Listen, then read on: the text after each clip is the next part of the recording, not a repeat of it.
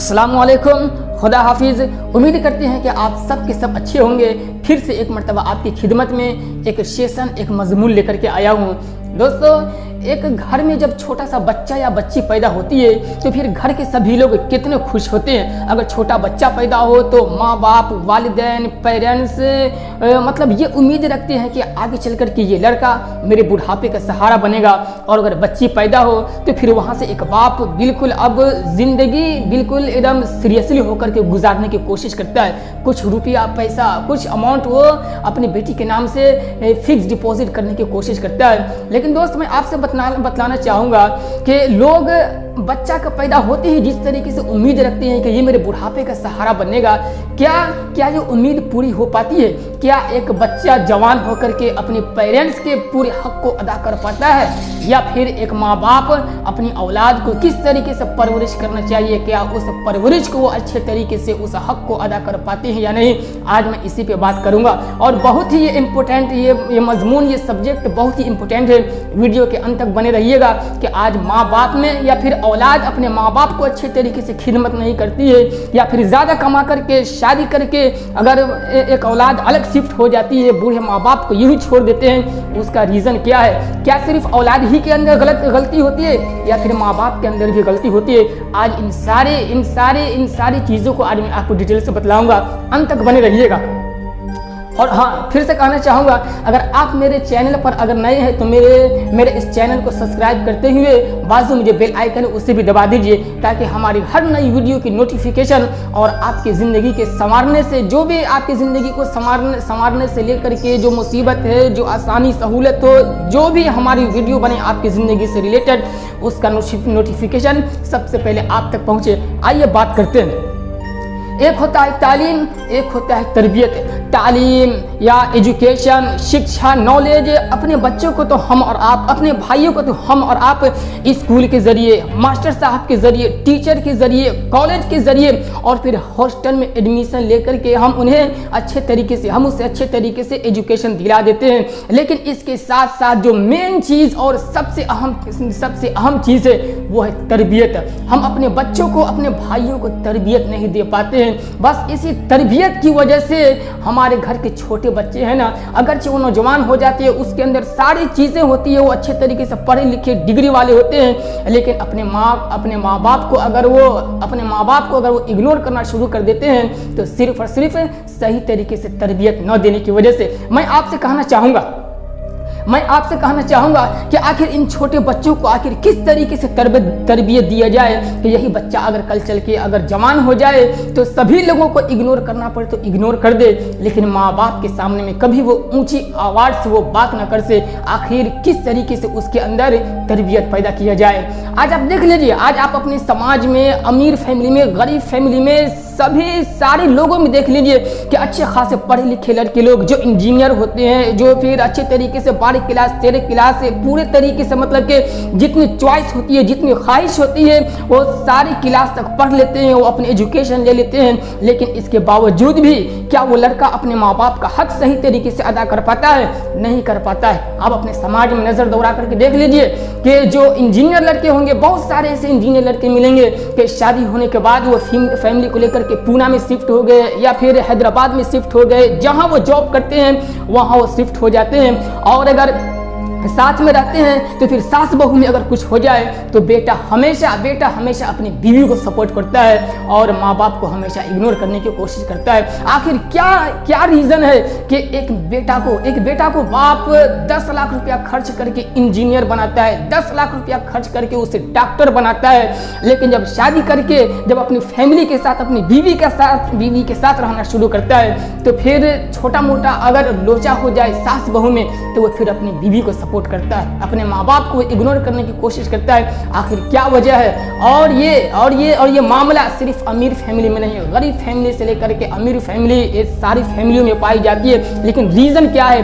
Reason सिर्फ यही है कि हम और आप अपने भाइयों को, अपने छोटे बच्चों को तरबियत सही तरीके से नहीं देते हैं। बस इसी वजह से आपका बच्चा आप ही के शान में गुस्ताखी करने लगता है। मैं आपको बतलाता हूँ, बिल्कुल एक सच्ची घटना मैं आपको बतलाता हूँ। एक किसान फैमिली का लड़का, किसान फैमिली लोग, ये बहुत ही एक फैमिली है, बहुत मालदार थे। अपने बच्चे को उन्होंने लंदन भेज दिया पढ़ने के लिए। लंदन भेजा पढ़ने के लिए। कुछ सालों के बाद जब वो लड़का पढ़ करके आया तो बाप लुंगी पहन करके चला गया एयरपोर्ट पर उसे रिसीव करने के लिए। उसका दोस्त देखा कि उसका बेटा उतरा इसे हवाई जहाज से, उसके साथ में 2-4 उसके और दोस्त भी सूट बूट टाई लगा करके, और उसका पापा ने आवाज दिया कि बेटा मैं यहाँ हूँ आ जाओ। उसके दोस्त लोग कहने लगे कि यार वो कौन है, यार वो कौन है। उसका बेटा कहने लगा कि यार मेरे घर का नौकर है ये। मतलब कि अपनी इज्जत बचाने के लिए वो लड़का कहने लगा कि लुंगी उंगी पहने हुआ यार बोलूंगा कि मेरा डैड है, मेरे पापा है, तो पता नहीं ये दोस्त लोग क्या फील करेंगे। उस लड़के ने अपने दोस्त से कहा कि ये मेरा क्या है, ये मेरा घर का नौकर है। किसान भाई थे, बड़े चालाक थे, समझ गए। उनका दिमाग के साथ साथ कान भी तेज था, कान भी तेज थी। वो सुन लिए, फौरन गए वहां पर और कहने लगे क्या बोला, मैं तेरे घर का नौकर हूँ। वहीं पर उसका बाप बोलने लगा कि सुनो दोस्तों, सुनो तुम लोग इसका दोस्त हो ना, क्या तुम लोग लंदन से पढ़ करके आए हो? मैं इसका माँ का हस्बैंड हूँ। दोस्त मैं आपसे कहना चाहता हूँ, क्या वो किसान भाई लाखों रुपया खर्च करके अपने बेटा को उन्होंने लंदन पढ़ने के लिए नहीं भेजा होगा? लाखों रुपया खर्च करने के बाद उन्होंने अपने बेटा को लंदन पढ़ने के लिए भेजा। फिर वो सारी चीजें वहां से पढ़ करके वापस आ रहा था, डिग्री लेकर के वापस आ रहा था। लेकिन जिंदगी के पहले ही मरहले पर उस लड़के ने अपने बाप को क्या दिया? एक इज्जत होनी चाहिए, वो इज्जत भी नहीं दिया, इज्जत भी छीन लिया। अरे बाप को नौकर बना दिया, नौकर। उनके दिल को कितना सदमा पहुंचा हुआ होगा। मैं यही कहना चाहता हूं कि आखिर वो किसान भाई ने अच्छे तरीके से अपने बेटे को उन्होंने परवरिश नहीं की होगी। अच्छे तरीके से परवरिश तो की होगी, लेकिन अच्छे तरीके से उन्होंने तरबियत नहीं की होगी। इसी वजह से वो बेटा कहने लगा कि ये मेरा नौकर है। मैं आपसे भी कहना चाहता हूँ, आपके घर में अगर आप नौजवान हैं, अभी आप शादी नहीं किए, अगर शादी किए हुए हैं या फिर करने को चाहते हैं, या फिर जो भी आगे फैमिली वाली जिंदगी गुजारे, आपके जैसी छोटी मोटी औलाद हो, आप उसे एजुकेशन तालीम इसके साथ साथ आप उसे तरबियत भी देने की कोशिश कीजिए, वरना आगे की नस्ल है ना, वो बहुत ही खतरनाक नस्ल होगी। अगर उन नस्ल को, उन छोटे बच्चों का हक अगर आप अच्छे तरीके से अदा करेंगे तो वो छोटे बच्चे आपका हक अदा करेंगे, और अगर उनके हक को अगर आप अदा नहीं करेंगे तो आप लाख उम्मीद रखिएगा कि ये मेरे बुढ़ापे का सहारा बनेगा, कभी भी नहीं हो सकता है कि वो आपका सहारा बने। आप खुद ही सोचिए कि जब आप बैंक में जाएंगे रुपये जमा करने के लिए, कि एक ऐसे स्कीम में अगर आप जमा कर रहे हो जहां 5 लाख रुपया जमा करने के बाद 10 लाख रुपया मिलता हो 10 साल बाद, 15 साल बाद, लेकिन आप वो स्कीम में गए जमा करने के लिए, लेकिन फॉर्म भर रहे हैं आप सेविंग में, तो सेविंग में जाहिर सी बात है कि जितना आप जमा करेंगे उतना ही मिलेगा, चाहे जितने साल बाद भी आप उठाए। फॉर्म आप कहाँ भर रहे हैं? गलत स्कीम में आप फॉर्म भर रहे हैं, लेकिन उम्मीद क्या लगा रहे हैं? उम्मीद लगा रहे हैं कि मुझे डबल मिलेगा।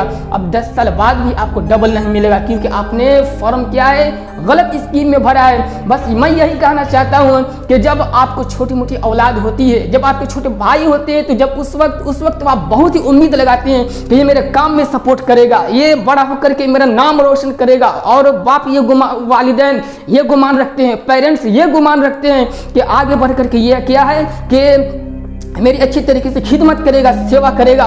उम्मीद तो बहुत अच्छी लगाते हैं, लेकिन आप है ना, आप फॉर्म गलत तरीके से भरते हैं। ये उम्मीद लगाते हुए आपको चाहिए कि उसे अच्छे तरीके से तरबियत भी किया जाए, उसे अच्छे तरीके से तालीम के साथ साथ तरबियत भी दी जाए। आप उसे तालीम, शिक्षा, नॉलेज, ये सारी चीज़ें उन्हें दे देते हैं, डिग्री दिला देते हैं, लेकिन आप उन्हें है ना जिंदगी गुजारने की जो तरबियत होनी चाहिए, हर एक को रिस्पेक्ट, दोस्तों में रिस्पेक्ट, बड़े को रिस्पेक्ट, ये जो उनके सामने में जो एक तरबियत की एक जबरदस्त पहलू है, वो आप उसे नहीं दे पाते हैं। तो आप तो उम्मीद तो रखते हैं कि बुढ़ापे में ये मेरा सहारा बनेगा, लेकिन आप जो है ना फॉर्म गलत तरीके से भरते हैं। फॉर्म इस तरीके से गलत भरते हैं कि आप तरबियत उन्हें सही तरीके से नहीं दिला पाते हैं। इसी वजह से आपका लड़का जिससे आप बहुत ही अच्छा गुमान रखते हैं, वो आपकी निगाहों में बूढ़ा होने के बाद भी सही तरीके से नहीं उतर पाते हैं। बस मैं खुल करके यही कहना चाहूँगा कि हम अपने नौजवान भाइयों से कहना चाहूँगा कि अगर आप चाहते हैं कि आने वाली ज़िंदगी में जब आप बूढ़ा हो जाएं और आपकी औलाद आपका सहारा बने, आपका सपोर्ट करे,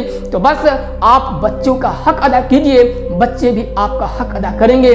लेकिन ऐसा हुआ आप बच्चे का हक अदा नहीं करेंगे तो ये कभी भी नहीं हो सकता है कि बच्चे आपका हक अदा कर दे।